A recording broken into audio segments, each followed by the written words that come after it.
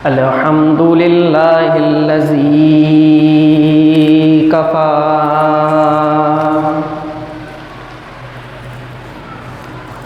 والصلاة والسلام علی محمد المصطفى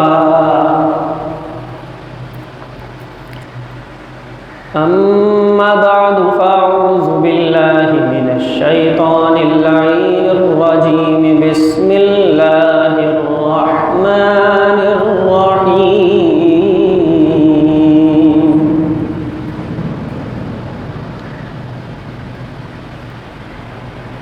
یا ایہا الذین آمنوا توبوا الی اللہ توبۃ نصوحا قد صدقت یا رب العالمین۔ اللہ کے کائنات کا بے پایا فضل کرم کہ اس خالق و مالک اور پاک ذات نے ہم ناچیز اور ناتوا اور گناہگار بندوں کو آج ایک بار پھر اپنے در کی حاضری اور اپنے ذکر کی توفیق اور قرآن و حدیث سننے اور سمجھنے کی توفیق بخشی۔ اللہ تعالیٰ آنے والوں کے ہر ہر قدم کو اپنی بارگاہ میں قبول فرمائے۔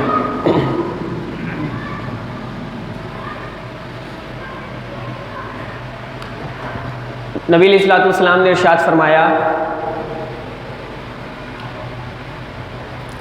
قیامت کے دن جو مجھ پر دنیا میں جتنی کثرت سے درود پڑے گا وہ قیامت کے دن میرے اتنے ہی قریب ہوگا۔ یہ جمعۃ المبارک میں درود شریف پڑھنے کی برکت ہے کہ خلاق کائنات کے پیارے نبی صلی اللہ علیہ وسلم فرما رہے ہیں کہ جو میرے اوپر دنیا میں جتنی کثرت سے درود پڑے گا وہ محشر میں میرے اتنے ہی نزدیک ہوگا۔ تو نبی علیہ السلام سے قربتوں کا ذریعہ درود شریف ہے۔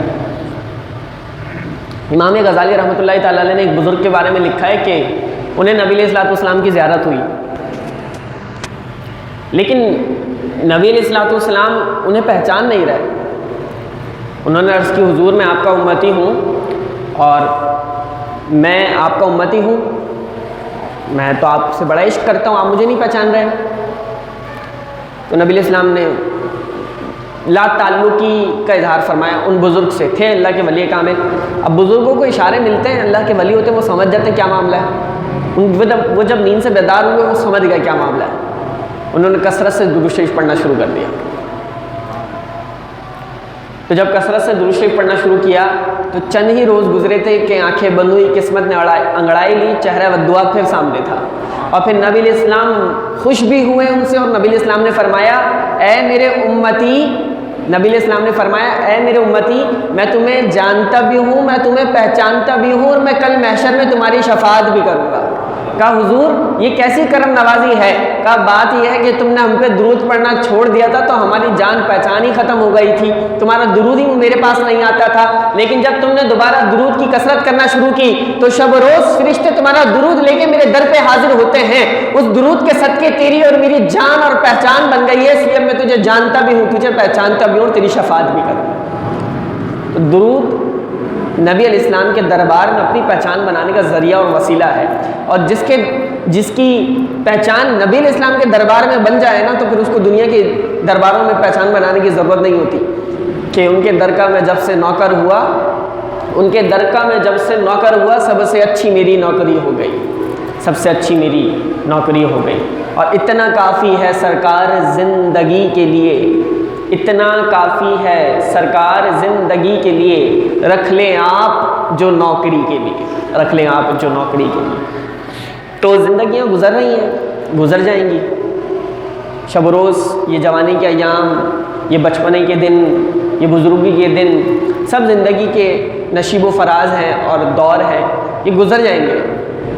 بہتر یہ ہے کہ ہم درود شریف پڑھ کے گزاریں، اور جب فرصت کے لمحات میسر ہوں لب پہ درود شریف آ جائے تو اس کی بڑی برکتیں حاصل ہوں گی، بہت زیادہ سعادتیں ملیں گی۔ جب درس کی ابتدا درود شریف کی برکت سے کی جائے تو اس درس میں بھی پھر اللہ تعالیٰ برکت کو پیدا کر دیتا ہے۔ اس لیے عنوان جو بھی ہو پہلے کوشش کی جاتی ہے کہ درود کی برکت کو عرض کر دیا جائے۔ آتے ہیں قرآن پاک کی اس آیت کی طرف جس میں خلاق کائنات نے مومنین کے لیے اور مسلمانوں کے لیے ایک بہت اہم پیغام دیا۔ اللہ تعالیٰ نے ارشاد فرمایا یا ایھا الذین آمنوا توبوا الی اللہ توبۃ نصوحا۔ کیا ہی خوبصورت اللہ کا کلام ہے۔ اللہ نے فرمایا اے ایمان والو۔ مفسرین لکھتے ہیں اللہ نے جہاں بھی قرآن میں فرمایا نا اے ایمان والو، الرٹ ہو جاؤ، بالکل اٹینشن، متوجہ ہو جانا ہے، بہت توجہ سے سنیے بات۔ کیوں؟ کیونکہ اللہ نے فرما دیا ہے یا ایھا الذین آمنوا، اے ایمان والو، تو اب اللہ جو فرمانے لگا ہے وہ کوئی عام بات نہیں ہے، وہ عام انسانوں کے لیے نہیں ہے، وہ کافروں اور مشرکوں اور منافقوں کے لیے نہیں ہے، اللہ نے خاص ایمان والوں کو مخاطب کیا ہے، اللہ نے ایمان والوں سے بات کرنا چاہ رہا ہے، اس لیے یہ ایمان والوں کے لیے بات ہے۔ تو جہاں بھی اللہ فرمائے یا ایھا الذین آمنوا، اے ایمان والو، تو سارے ایمان والے ہمتن گوش ہو کر سنیں کہ اللہ کیا فرما رہا ہے۔ پھر اللہ کیا فرماتا ہے یا ایھا الذین آمنوا، اے ایمان والو، توبو، لوٹ آؤ، توبہ کرو، الی اللہ، اللہ کی طرف۔ مالک کیسے لوٹنا ہے، کیسے توبہ کرنی ہے؟ فرمایا توبۃ نصوحا۔ آج یہ میں نے اور آپ نے سمجھ کے اٹھنا ہے۔ اللہ نے فرمایا توبۃ نصوحا، سچی توبہ کے ساتھ میرے پاس آ جاؤ، میری دربار میں لوٹ آؤ، سچی توبہ، توبۃ نصوحا، سچی توبہ۔ عموماً معاشرے میں دیکھا جاتا ہے لوگوں سے کوئی گالی نکل گئی، کوئی گفتار ہو گئی، کوئی غیبت ہو گئی، کوئی بری بات ہو گئی، کوئی فحش کلامی ہو گئی، کوئی ایسا غیر اخلاقی معاملہ ہو گیا تو توبہ کرنے کا انداز ہی ہوتا ہے توبہ توبہ توبہ۔ ناک کان پکڑ لیے، ناک کو رگڑ لیا، کان کو پکڑ لیا، زبان کو پکڑ لیا، یہ توبہ ہو گئی۔ شریعت نے کسی حدیث اور کسی قرآن کی آیت میں طریقہ توبہ کا نہیں بتایا کہ آپ ناک رگڑ لیں، کان پکڑ لیں، زبان پکڑ لیں، یہ ہم نے بنایا ہوا ہے۔ اللہ نے کیا فرمایا وہ سمجھ کو اٹھے۔ اللہ نے فرمایا توبوا الی اللہ، مالک کی طرف، اپنے رب کی طرف لوٹو۔ اور اللہ کیسے لوٹے؟ فرمایا توبۃ نصوحا، سچی توبہ کے ساتھ لوٹو، سچی توبہ۔ حدیث کے مفہوم کے مطابق سچی توبہ کی ایک آسان مثال ایسے دی گئی ہے کہ بھینس کا دودھ جب نکلتا ہے تو دودھ نکلنے کے بعد تھن میں واپس نہیں جا سکتا۔ اب بالکل اسی طرح مومن جس گناہ سے توبہ کر لے تو اس کی زندگی گزر جائے لیکن وہ دوبارہ اس گناہ میں نہ جائے، یہ سچی توبہ کی بات ہے ایک۔ اسی طرح سے سچی توبہ کی علامات، 3 علامتیں ذکر کی گئی ہیں، 3 پہچان، 3 شرط جب پائی جائیں گی تو سمجھ لے بندہ کہ میں نے سچی توبہ کر لی ہے۔ سب سے پہلی شرط کیا ہے؟ جو گناہ ہوا اس میں ندامت ہو، پشیمانی ہو، شرمندگی ہو، ملال ہو، افسوس ہو کہ مالک جو ہوا مجھ سے غلط ہوا۔ سب سے پہلی علامت پائی گئی کہ اس کو اپنے کیے پر شرمندگی ہے، تو اس کو شرمندگی ہوئی تو یہ توبہ کی علامت شروع ہو گئی۔ دوسری علامت یہ ہے کہ جو گناہ میں مبتلا تھا اس پہ ندامت ہوئی، اب دوسری علامت یہ اسے فوراً چھوڑ دے، اس گناہ کو چھوڑ دے۔ تیسری علامت یہ کہ آئندہ نہ کرنے کا عزم صمیم، عزم مصمم، پختہ ارادہ کر لے کہ میرے مالک میں زندگی میں یہ کبھی نہیں کروں گا۔ وہ الگ بات ہے کہ بشری تقاضے کی وجہ سے اس سے دوبارہ گناہ ہو جائے، لیکن دل کے کسی گوشے اور کسی کونے میں یہ بات چھپی نہ ہو کہ ابھی توبہ کر رہا ہوں لیکن کل پھر کر لوں گا، کرنا تو ہے ہی روٹین میں، نہیں، فوراً پشیمانی ہونی چاہیے، گناہ کو چھوڑ دے انسان اسی وقت۔ دوسری علامت، ایک پشیمانی، کیے پہ شرمندگی، دوسرا اسی وقت گناہ کو چھوڑے، تیسرا آئندہ کبھی نہ کرنے کا پختہ ارادہ کر لے۔ جب یہ 3 علامتیں پائی جائیں گی تو حدیث کے مفہوم کے مطابق اس کی توبہ توبۃ نصوحا، سچی توبہ کہلائے گی۔ سچی توبہ کی ہے اس شخص نے، اس مسلمان نے، جس کی ڈیمانڈ قرآن میں اللہ کرتا ہے، جس کی جو ایمان کا تقاضا ہے، جو اللہ فرما رہا ہے یا ایھا الذین آمنوا، ایمان والو، توبوا الی اللہ، اللہ کی طرف لوٹ آؤ۔ مالک کیسے لوٹے؟ فرمایا توبۃ نصوحا، سچی توبہ کے ساتھ آ جاؤ۔ اور سچی توبہ یہ ہے کہ جو تم نے گناہ کیا اس میں تمہیں پشیمانی ہو، اس میں تمہیں ندامت ہو، اس میں شرمندگی ہو، اس میں ملال ہو، اس پہ افسوس ہو کہ مالک جو کیا میں نے غلط کیا، اور اس گناہ کو فوراً فی الفور تم چھوڑ دو اور آئندہ کبھی نہ کرنے کا عزم صمیم اور پختہ ارادہ کر لو، تو اے میرے بندے تیری سچی توبہ ہے، سچی توبہ ہے۔ اب سچی توبہ کر لی تو انعام اللہ کیا دے گا، انعام اللہ کیا دے گا؟ تو پھر نبی علیہ السلام نے فرمایا کہ التائب من الذنب کمن لا ذنب لہ، او کما قال علیہ السلام، فرمایا گناہوں سے سچی توبہ کرنے والا ایسا ہے کہ جیسے اس نے گناہ کیا ہی نہیں۔ اب اس سے بڑھ کے نام اللہ نے قرآن بیان فرما دیا۔ اللہ فرماتا ہے جو سچے دل سے مالک کے آگے توبہ کرتا ہے نا، اللہ کے کائنات فرماتا ہے کہ ہم اس کے گناہوں کو اس کی نیکیوں میں تبدیل فرما کے اس کے نام اعمال میں ڈال دیتے ہیں۔ تو فرمایا کہ جو جتنا بڑا گناہ گار ہوگا وہ توبہ کرتے ہی اتنا ہی زیادہ نیک بن جائے گا، کیونکہ اس کے سارے گناہ اس کی نیکیاں بنا کے اللہ لوٹا دے گا۔ کہیں ملے گا ایسا دربار؟ میں اور آپ اس دنیا میں رہتے ہیں، کوئی ایک کرائم ہو جائے، کوئی جرم ہو جائے، FIR درج ہو جائے، آپ نے اس جرم سے توبہ کر لی ہو، اس کا فائن بھر دیا ہو، اس کے لیے جیل کاٹ لی ہو، کچھ بھی ہوا ہو، آپ نے اس کے سارے تقاضے پورے کر دیے ہوں، لیکن کریکٹر سرٹیفکیٹ آپ کو نہیں مل سکتا کہ آپ کے کردار پہ ایک جرم، ایک کرائم کا دھبا ہے، آپ پوری زندگی اس کے ساتھ جئیں گے، آپ کو کریکٹر سرٹیفکیٹ کوئی نہیں دے سکتا۔ کیوں؟ کیونکہ فلاں وقت آپ نے کوئی ایک چھوٹا سا جرم کیا تھا اور وہ ابھی تک آپ کے پولیس ریکارڈ میں ہے اور آپ جو ہے کرمنل ریکارڈ میں آ گئے۔ یہ دنیا کا معاملہ ہے۔ بندے تو نے فائن بھر دیا، تو رو لیا، تو نے سزا کاٹ لی، اس کے باوجود تیری چھوٹی سی خطا یہ دنیا مٹاتی نہیں ہے، لیکن ایک اللہ کا دربار ہے۔ اے میرے بندے تو میرے پاس توبہ کرے گا تو پھر سن میرے نبی کا فرمان۔ نبی علیہ السلام نے فرمایا کہ جب انسان گناہ کرتا ہے اس کے دونوں کاندھوں کے فرشتے اس گناہ کے گواہ بن جاتے ہیں۔ جب انسان گناہ کرتا ہے اس کے جسم کے اعضاء اس کے گواہ بن جاتے ہیں۔ جب انسان گناہ کرتا ہے تو زمین کے جس حصے پر گناہ کرتا ہے وہ زمین کا حصہ بھی گواہ بن جاتا ہے، اور یہ تینوں گواہ قیامت کے دن رب کے سامنے کھڑے ہو کر اس کے گناہ کی گواہی دیں گے۔ لیکن نبی علیہ السلام نے فرمایا اگر بندہ مومن سچے دل کے ساتھ اور پشیمانی کے ساتھ رب کے آگے توبہ کر لے تو اللہ تعالیٰ ان سب گواہوں کو اس کے گناہ بلا دیتا ہے، بنا گواہوں کے یہ رب کی بارگاہ میں پہنچے گا، سارے گواہ مٹا دیے جائیں گے۔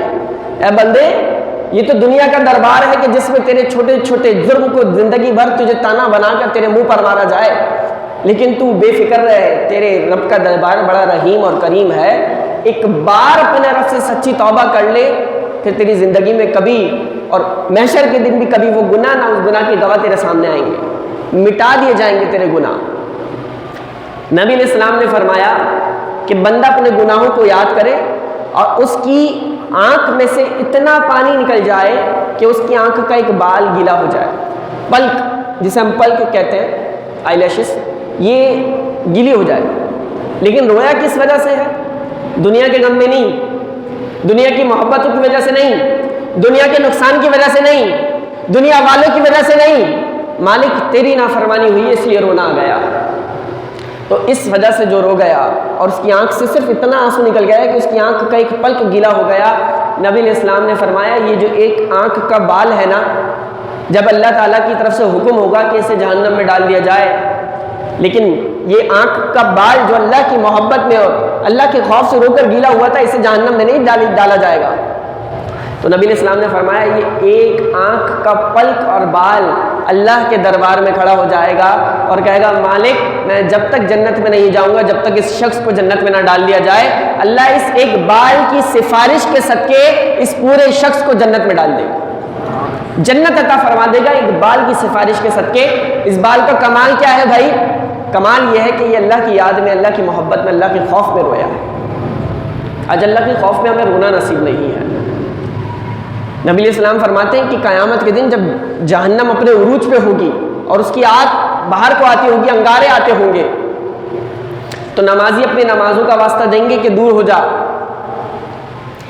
سخی اپنے سخاوت کا واسطہ دیں گے کہ دور ہو جا، حاجی روزے دار سب اپنے اپنے واسطے دے کر کہیں گے کہ دور ہو جا، جہنم کی آگ دور نہیں ہوگی۔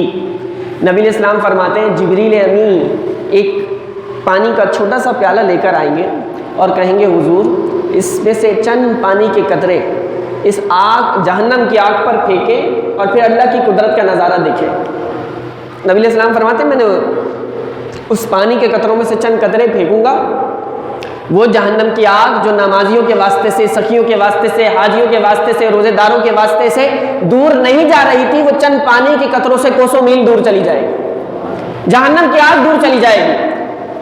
میں پوچھوں گا جبریل یہ کیسا پانی ہے جو اتنے بڑے بڑے واسطوں سے آگ پیچھے نہ گئی، وہ اس پانی کے چند قطروں سے چلی گئی؟ کہا حضور یہ جو پیالہ ہے اور اس کے اندر جو پانی ہے وہ معمولی پانی نہیں ہے، وہ آپ کے گناہگار امتیوں کے آنسو ہیں کہ جب وہ اللہ کے آگے گناہوں کو یاد کر کے روتے تھے تو ان آنسوؤں میں اللہ نے یہ کمال رکھا ہے کہ جہنم کی آگ کسی چیز سے ٹھنڈی نہیں ہو سکتی، لیکن ان میں وہ کمال ہے کہ جہنم کی آگ بھی ٹھنڈی ہو جاتی ہے، جہنم کی آگ بھی کوسوں میل دور چلی جاتی ہے۔ اللہ نے ایسا کمال رکھا ہے ان آنسوؤں میں۔ وہ کسی نے کہا نا اللہ نے 7 دریا یا 7 سمندر پیدا فرمائے ہیں، لیکن اللہ محبت صرف پانی کے ایک قطرے سے کرتا ہے، اور وہ قطرہ گناہگار کی آنکھ کا آنسو ہے۔ گناہگار کی آنکھ کا آنسو ہے، جب وہ بندہ رب کے آگے روتا ہے اللہ کو بڑا پیار آتا ہے۔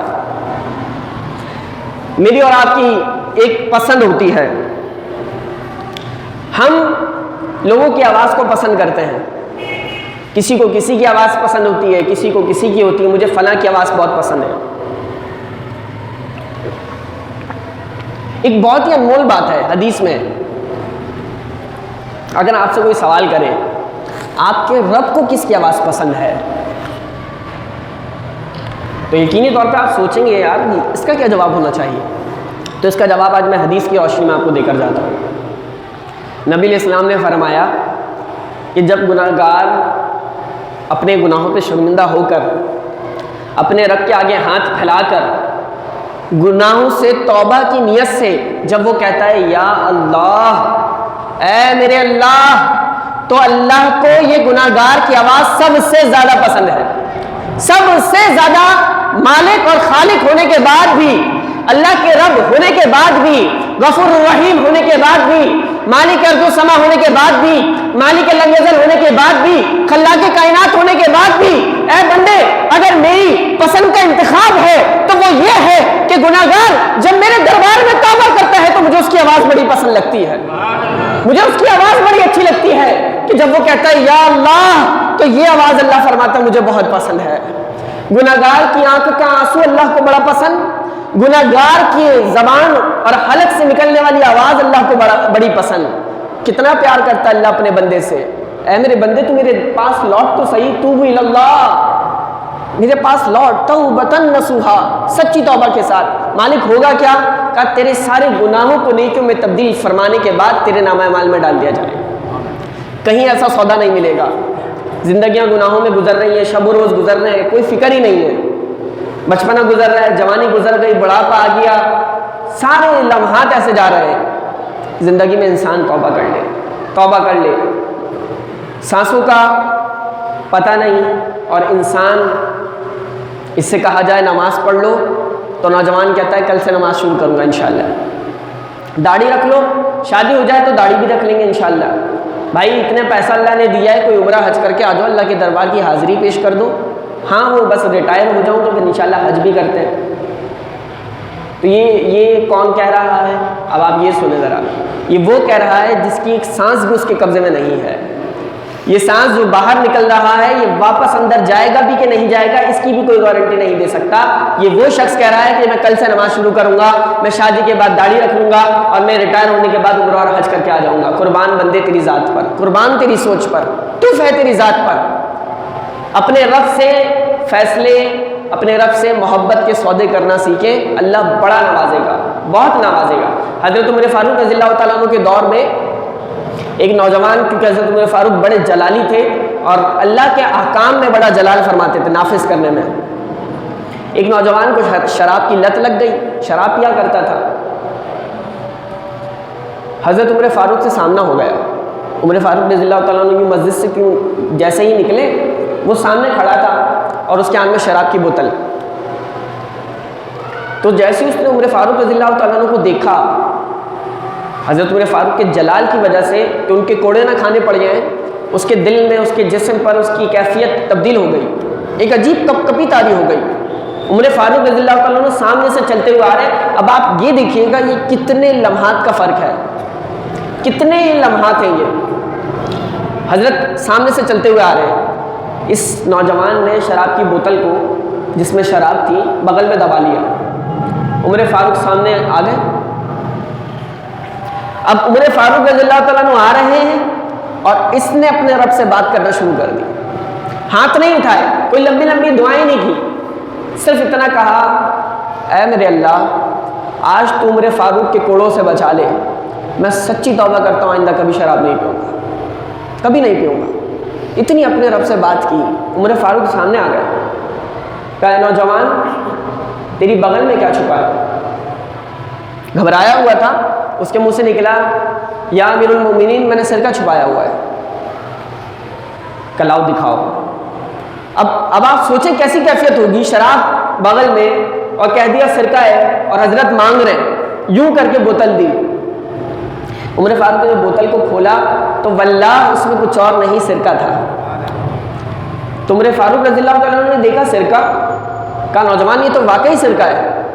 تو اس کی کیفیت ہی بدل گئی, عجیب ہی کیفیت میں وہ رونے لگا, کپانے لگا. عمر فاروق رضی اللہ تعالیٰ عنہ نے کہا اے نوجوان میری سمجھ سے بالا تر ہے معاملہ. کہا حضور کیا ہوا؟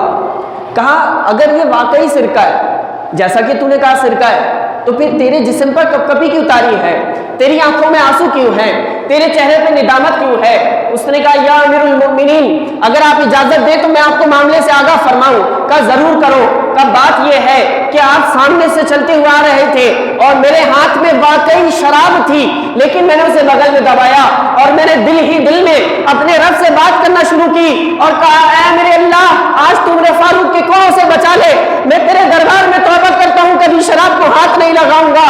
میرے منہ سے نکلنا تھا کہ یہ سرکہ ہے, اللہ کی رحمت نے شراب کو سرکہ بنا دیا. یہ اللہ کی رحمت نے شراب کو سرکے میں تبدیل کر دیا ہے, میرا کوئی کمال نہیں. عمر فاروق نے بھی فرمایا پھر یہ تیری توبہ کا ہی اثر اور برکت ہے کہ اللہ نے شراب کو سرکے میں تبدیل کر دیا ہے, یہ اسی کی برکت ہے. تو انسان رب کے بارگاہ میں جب توبہ کرتا ہے اللہ راہیں کھولتا ہے. ایک حدیث کا مفہوم ہے کہ انسان اگر ایک بالش رب کے قریب آئے تو رب ایک ہاتھ قریب آتا ہے. اور پھر جو آگے جملے ہیں فرمایا اگر بندہ چل کے قریب آئے تو اللہ دوڑ کے قریب آتا ہے. کتنی محبت کا سودا ہے, کتنی الفت کا سودا ہے. تو اللہ سے میں اور آپ محبت کے سودے کرنا سیکھیں. نبی علیہ السلام نے فرمایا کہ ترمذی شریف کی حدیث ہے یہ, ایک بنی اسرائیل میں ایک شخص تھا کفل نام کا. اس کی عادت یہ تھی کہ وہ روزانہ ایک نئی لڑکی اپنے کمرے میں لاتا اور اس سے اپنا ایمان خراب کرتا, بدکاری کرتا, بدفعلی کرتا. ایک بار ایک عورت, مجبور عورت اس کے پاس آئی اور کہا اے کفل اللہ نے بڑا مال تجھے دیا ہے, مجبور ہوں, بے سہارا ہوں, تھوڑی مدد تو کر. تو اس نے کہا میں پیسے ایسے تو نہیں دیا کرتا, اپنے حسن کا, اپنے وقت کا, اپنی عزت کا مجھ سے سودا کرو تو میں تمہیں کچھ دوں. مجبور ماں تھی, عزت بھی پیاری تھی, واپس لوٹ آئی گھر پہ. کہا نہیں میں اپنا ایمان نہیں بیچ سکتی. اتنی بھی مجبور نہیں, گھر آ گئی. بچے بھوکے بلک رہے, ماں کچھ کھانے کے لیے لائی. ماں کی ممتا اور ماں کے سینے میں جو اللہ نے کلیجہ رکھا ہے نا وہ کسی اور دل میں نہیں ہے, وہ کسی اور سینے میں نہیں ہے. بھوکے بچوں کے چہرے دیکھ کر ماں پریشان ہو گئی, کرے تو کرے کیا. مجبور ہو کے مجبوری کے ہاتھوں واپس کفل کے پاس آئی. وہ جوان کفل جو تھا اس سے کہا کہ میں اپنی عزت کا سودا کرنے کے لیے تیار ہوں. اے کفل جو کہتے ہو, جو کرنا چاہتے ہو, میں نے رات تمہارے نام کی, مجھے میری ضرورت کے پیسے دے دو. اس نے کوئی 60 یا 60,000 دینار درہم, آج کی لاکھوں کی قیمت بنتی ہے, وہ اسے دے دیے. کمرے میں لے کے گیا رات کو, جیسے کہ اس کا معمول تھا, گناہگار تھا, سب کو پتا تھا یہ اس کی عادت ہے. جب کمرے میں آیا نا اور اس کے قریب آنے لگا تو اس خاتون کے جسم پر کپکپی طاری ہو گئی. اس کپکپی سے مجھے حدیث یاد آ گئی. نبی علیہ السلام نے فرمایا کہ جب انسان اللہ کے خوف سے, صحابہ سے نبی علیہ السلام نے, درخت تھا, خزاں کا موسم تھا اور خزاں کے موسم میں آپ کو پتہ ہے پتے جھڑتے ہیں, تو نبی علیہ السلام نے درخت کو پکڑا اور ہلایا, خوب ہلایا, درخت کے پتے جھڑنے لگے. نبی علیہ السلام نے صحابہ کو دکھایا اور پھر نبی علیہ السلام نے فرمایا اے میرے صحابہ، جس پر اللہ کے خوف کی وجہ سے جسم پر کپ کپی طاری ہو جائے، جیسے اس درخت کے پتے جھڑے ہیں، اس بندے کے گناہ بھی اللہ ایسے ہی جھاڑ دیتا ہے، اس بندے کے گناہ بھی ایسے اس کے جھڑنے لگتے ہیں۔ تو اس عورت پہ اللہ کے خوف کی وجہ سے کپ کپی کیفیت طاری تھی۔ کفل سامنے آیا، اس نے کہا بات کیا ہے؟ تمہاری رات خریدی ہے، پیسے دیے ہیں، تمہیں رضامند کیا ہے، تم کانپتی کیوں ہو؟ تو اس کی آنکھوں میں آنسو تھے۔ اس نے کہا بات یہ ہے میں مجبور ماں ہوں، اپنی عزت گنوانے والی کوئی بازاری عورت نہیں، میں خاندانی ہوں، لیکن مجبوری کے ہاتھوں مجبور ہوں، اپنے بچوں کی بھوک کے ہاتھوں مجبور ہوں۔ میں نے اپنی عزت کا سودا کیا، میں نے اپنے ایمان کا سودا کیا، لیکن میرا رب گواہ ہے میں یہ نہیں کرنا چاہتی، میں اپنے رب سے بڑا ڈرتی ہوں۔ یہ جملے جب ایمان والا بات کرے تو اس کے جملوں میں اللہ تاثیر ڈال دیتا ہے۔ جب وہ اللہ کے خوف سے بات کرے، اس خاتون کے جملے کفل کے دل پر جو روزانہ ایک عورت لاتا ہو، اس کے دل پر ایسے اثر کر گئے کہ کفل نے کہا کہ یہ پیسے بھی تیرے ہیں، اور جس عزت کے ساتھ بہن تو آئی تھی اسی عزت کے ساتھ چلی جا، اور گناہگار کفل کے لیے دعا کر دیو۔ یہ عورت واپس آ گئی، حدیث کے لفظ ہے اسی رات کو کفل کا انتقال ہو گیا، کفل کا انتقال ہو گیا۔ اب یہ کفل شب روز گناہ کرنے والا، روزانہ ایک عورت لانے والا، اتنا گناہگار شخص کہ اگر اللہ اپنی رحمت ظاہر نہ فرماتا تو اس کے راتوں رات انتقال کے بعد نہ اس کو کوئی جنازہ پڑھاتا، نہ اس کو کوئی کندھا دیتا، نہ اس کو کوئی دفناتا، لیکن قربان جائے اللہ کی رحمت پہ، جب اس نے راتوں رات توبہ کی اور صبح اس کا انتقال ہو گیا تو محلے والوں نے جب اس کے گھر پر نظر ڈالی تو اس کے گھر پہ بڑا بڑا لکھا ہوا تھا کہ اللہ نے کفل کو بخش دیا ہے، اللہ نے کفل کو بخش دیا ہے۔ یہ اللہ نے لکھ دیا تھا، فرشتوں کے ذریعے لکھوا دیا تھا۔ تو جب بندوں نے دیکھا کہ اللہ نے بخش دیا ہے تو پھر ہماری کیا مجال ہے، ہم بھی اس کا جنازہ پڑھیں، اس کو دفنائیں، اس کو کفنائیں۔ اب آپ ذرا سوچیں صحیح، پوری زندگی جس کی گناہوں میں گزری ہو، روزانہ اپنے ایمان کا سودا کرتا ہو، منہ کالا کرتا ہو، ایک رات صرف توبہ میں گزاری، شرمندہ کی ہوئی مالک غلط کیا ہے، تیری نافرمانی ہو گئی، وہ رات توبہ میں گزارنے کی دیر تھی کہ اللہ نے پھر اپنی رحمت سے اتنا نوازا کہ زمانے کو دکھایا کہ میں نے کفل کو بخش دیا ہے، میں نے کفل کو بخش دیا ہے۔ حضرت ذوالنون مصری رحمۃ اللہ تعالیٰ علیہ فرماتے ہیں کہ میں ایک بار دریا کے کنارے بیٹھا ہوا تھا، میں نے دیکھا ایک بچھو چلتا ہوا جا رہا ہے، اس نے دریا میں چھلانگ لگائی، دریا میں ڈوبتا اس سے پہلے کہ ایک مینڈک، بڑا سا مینڈک آیا اور اس نے سہارا دیا بچھو کو۔ عجیب ہے قدرت کا منظر، میں نے کہا اللہ مجھے کچھ دکھانا چاہتا ہے، میں اس کا پیچھا تو کروں صحیح۔ کہتے میں نے پیچھا کیا، اس نے دریا پار کیا، اور دریا پار کرنے کے بعد جنگل میں ایک شخص کے پاس ہو گیا، سکون کی نیند سو رہا تھا، یہ بچھو اس کے پیر کی طرف ڈسنے کے لیے آنے لگا، ڈسنے والا تھا کہ میں نے سوچا کہ میں روکوں، اللہ نے ایک اژدہا، ایک بڑا سا سانپ ظاہر فرمایا، اور اس سانپ نے اس بچھو کو مارا، اور بجائے وہ سوئے ہوئے انسان کو ڈستا، وہ سانپ نے اپنی راہ لی چلا گیا۔ کہتے ہیں میرے دل میں بات آئی کہ یہ کتنا اللہ کا نیک بندہ ہوگا کہ سوتے وقت بھی اللہ اس کی ایسی حفاظت فرما رہا ہے۔ کہتے ہیں میں نے سوچا کیوں نہ اس کے قدم چومے جائیں، اس کے پیروں کا بوسہ لیا جائے، اللہ کا اتنا بڑا ولی ہے۔ کہتے ہیں میں نے پیر چومنے کے لیے جب میں جھکا تو میں نے اسمیل، بو محسوس کی، کوئی عام بو نہیں تھی، کہ شراب کی بدبو آ رہی تھی۔ میں حیران ہو گیا، میں تو اسے اللہ کا ولی سمجھ رہا ہوں، اس کے پیروں سے شراب کی بو آتی ہے، میں منہ کی طرف جائے تو منہ کی طرف سے اور شراب کی بو آ رہی تھی۔ میں نے آس پاس دیکھا تو کئی شراب کی بوتلیں پڑی ہوئی تھی، میرے دل میں کیفیت طاری ہوئی اور میں نے ہاتھ اٹھائے، کہا مالک تو ہی اپنی رحمت سے آگاہ فرما، یہ کیا معاملہ ہے، میں تو اسے کوئی ولی کامل سمجھتا ہوں۔ تو اتنے میں اس کی بھی آنکھ کھل گئی اور اللہ نے پھر القا فرمایا، حضرت ذوالنون مصری اللہ کے ولی کامل، ان کے دل پہ الہام اور القا فرمایا، کہا بندے بات یہ ہے کہ یہ شب روز شراب پیتا ہے۔ کہا اے میرے اللہ تو پھر تو نے اس کی ایسی حفاظت کی کہ سوتے میں بچھو اگر اسے ڈسنے والا تھا تو نے سانپ سے اسے مروایا اور سانپ بھی اپنا چلا گیا اور بچھو بھی مر گیا، ایسی حفاظت کا انتظام، میں تو اسے کوئی تیرا ولی کامل سمجھ رہا تھا۔ تو پھر اللہ نے جو فرمایا وہ سننے کے قابل ہے۔ اللہ نے فرمایا اے ذوالنون مصری بات یہ ہے کہ اگر میری رحمت صرف نیکوکاروں پہ برسے گی تو یہ گناہگار کدھر جائیں گے، یہ گناہگار کدھر جائیں گے؟ اگر میری رحمت صرف نیکوکاروں کی حفاظت کرے گی تو یہ گناہگار کدھر جائیں گے؟ اتنے میں اس کی آنکھ کھل گئی، وہ تھر تھر کانپنے لگا، سامنے اللہ کا ولی کامل کھڑا ہے، کیا میرے لیے کوئی عذاب نازل ہونے والا ہے؟ کہا ارے نہیں، پورے معاملے سے آگاہ فرمایا کہ اللہ نے تیری ایسی حفاظت فرمائی، اور اللہ نے فرمایا اگر میری رحمت صرف نیکوکاروں کی حفاظت کرے گی تو یہ گناہگار کدھر جائیں گے؟ وہ زارو قطار رونے لگا اور اس نے کہا اے ذوالنون مصری اگر میں اتنا گناہگار ہوں اور رب میری ایسے حفاظت کرتا ہے اگر میں اس کا نیکوکار ہو جاؤں گا تو رب کیسی حفاظت کرے گا؟ ابھی آپ کے ہاتھ میں توبہ کرتا ہوں اور آئندہ کبھی شراب نہیں پیوں گا، وہ بھی توبہ طائب ہو گیا۔ اور پھر وقت گواہ ہے اور تاریخ گواہ ہے، پھر اللہ نے اسے اپنا وقت کا ولی اور غوث بنایا اور وقت کا ولی کامل بن گیا اللہ کے دربار میں توبہ کر کے۔ گناہگار ہوتا ہے انسان، زندگی پلٹنے میں لمحے لگتے ہیں، لمحے، چند لمحوں میں زندگی پلٹ جاتی ہے۔ ایک بہت اہم بات میں عرض کروں گا حدیث کی روشنی میں، جو عموماً ہمارے معاشرے میں پائی جاتی ہے اور ہم لوگ آگاہ نہیں ہوتے یہ کیا معاملہ ہے۔ ترمذی شریف کی حدیث ہے، نبی علیہ الصلوۃ والسلام نے ارشاد فرمایا کہ من عیر اخاہ بذنب لم یمت حتی یعمل کما قال علیہ السلام، بہت اہم حدیث مبارکہ ہے۔ فرمایا کہ من عیر، جس نے آر دلائی، اخاہ، اپنے بھائی کو، بذنب، اس گناہ کی کہ جس سے وہ توبہ کر چکا ہے، فرمایا لم یمت، وہ نہیں مرے گا، حتی یعمل، جب تک کہ وہ خود اس میں مبتلا نہیں ہو جائے گا۔ ہم آپس میں، اپنے معاشرے میں، اپنے علاقے میں، اپنے خاندان میں، اپنے رشتہ داروں میں ایک بار نظر دوڑا کے دیکھیں اور اپنے آپ کو بھی کھنگال کے دیکھیں، اکثر لوگ اس میں مبتلا ہے۔ کیا؟ ایک بندہ گناہ سے توبہ کر چکا ہے، ایک تو انسان کمظرف بڑا ہے، بہت کمظرف ہے، کسی کا ایک گناہ پتہ لگ جائے تو زندگی بھر اسے تانا دے کے مار دیتے ہیں۔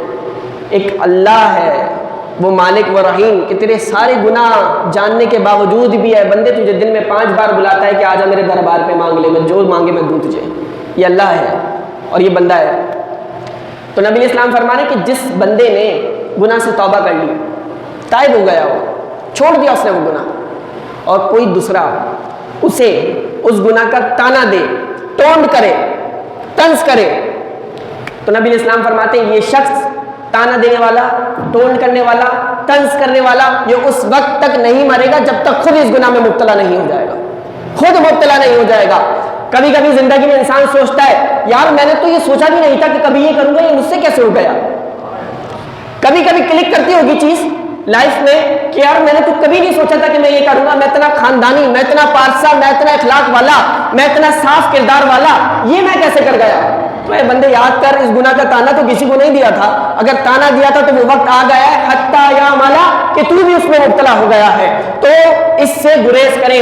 اگر کوئی اللہ کا بندہ توبہ طائب ہو گیا ہے تو اس کو اس کے ماضی کا تانا، اس کے گناہوں کا تانا نہ دیں، اگر دیں گے تو پھر سزا بھی دنیا میں ملے گی۔ فرمایا یہ اس وقت تک نہیں مرے گا، یہ میرے اور آپ کی بات نہیں، یہ نبی علیہ السلام کا فرمان ہے۔ فرمایا یہ شخص اس وقت تک نہیں مرے گا جب تک خود اس گناہ میں مبتلا نہیں ہو جائے گا۔ تو آج اپنی ماں بہنوں کو، اپنے گھر والوں کو، اپنی خواتین کو، اپنے بچوں کو اس بات کو سمجھائیں کہ اگر کوئی کسی گناہ سے توبہ کر لے تو آپ کی زندگی گزر جائے، پلٹ کے اس کو اس گناہ کا تانا نہیں دینا ہے، طنز نہیں کرنا ہے، اس کو اس کا گناہ یاد نہیں دلانا ہے۔ خواتین میں بھی اکثر عادت ہوتی ہے کہ وہ اللہ کا بندہ توبہ کر چکا ہے، اپنے رب کی نافرمانی کی تھی نا، جس کی نافرمانی کی تھی اس سے معافی مانگ چکا ہے، لیکن اے بندے تیرا کیا جاتا ہے، تو جب موقع ملتا ہے اس کو ذلیل کر دیتا پکڑ کے، تم تو یہ کیا کرتے تھے، تم نے اس وقت یہ کیا تھا، تم نے فلاں گناہ کیا تھا، شرمندہ کر دیا بندے کو، دل آزاری کر دی، اس کے دل کے جذبات مجروح کر دیے، ہوگا کیا؟ تم بھی اس وقت تک نہیں مرو گے جب تک تم اس گناہ میں مبتلا نہیں ہو جاؤ گے۔ اگر ہم چاہتے اس سے بچیں تو کسی کو اس کے گناہوں کا تانا دینے سے بچیں، بہت اہم چیز ہے یہ، ان چیزوں کو اپنے ذہن میں رکھیں۔ نوجوان اپنے ایمان کی حفاظت کریں اور جو کچھ سنایا اس پر اللہ تعالیٰ عمل کرنے کی توفیق عطا فرمائے، سچی توبہ کریں، اللہ کے دربار میں جتنا موقع ہو سکے رو لیں۔ ایک آخری بات عرض کر کے اختتام کرتا ہوں، نبی علیہ السلام نے فرمایا 7 لوگ ایسے ہیں قیامت کے دن جب عرش کے سائے کے علاوہ کوئی سایہ نہیں ہوگا نا، تو اللہ ان 7 لوگوں کو اپنے عرش کا ٹھنڈا سایہ نصیب فرمائے گا۔ ان 7 میں سے ایک شخص وہ ہے کہ جو تنہائی میں بیٹھے اور اپنے گناہوں کو یاد کرے، اور گناہوں کو یاد کر کے اس کی ندامت کی وجہ سے اس کی آنکھوں سے آنسو نکل جائیں تو اللہ تعالیٰ ایسے شخص کو قیامت کے دن اپنے عرش کا ٹھنڈا سایہ نصیب فرمائے گا۔ تو چاہیے کہ تنہائی میں بیٹھ کے اپنے گناہوں کو یاد کر کے صرف اتنا رو لیں کہ آپ کی آنکھ کا پلک اور بال گیلا ہو جائے، اللہ تعالیٰ قیامت کے دن عرش کا ٹھنڈا سایہ نصیب فرما دے گا۔ اللہ تعالیٰ عمل کرنے کی توفیق عطا فرمائے۔ وآخر دعوانا